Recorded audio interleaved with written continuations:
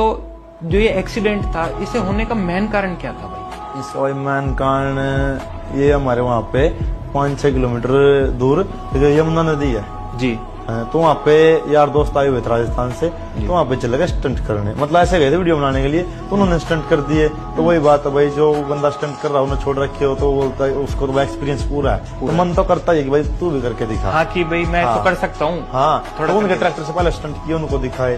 तो कोई नहीं, फिर उसके बाद ट्रैक्टर साइड में खड़ा था कि भाई ट्रैक्टर को लेके आओ, अपने वाले को भी अपने वाले से करेंगे, नीशू भाई ने बोला। हाँ, तो अपने वाले से करने लगे भाई, स्टंट वगैरह सारी चीज कर ली। लास्ट में बोले भाई कि एक लास्ट स्टंट करते हैं, तो ट्रैक्टर उठा रखा था और पीछे जो मैं आपको बोलता हूँ कि सेफ्टी के लिए यू पाइप होता है, यू पाइप। हाँ हाँ, उसमें यू पाइप था और उसमें नीचे नट बोल्ट लगे हुए थे। वो नट बोल्ट जब ट्रैक्टर आगे से उठा हुआ था नहीं, तो सारा वजन उसका ट्रैक्टर का यू पाइप पे था, पूरा टोटली वजन यू पाइप पे था।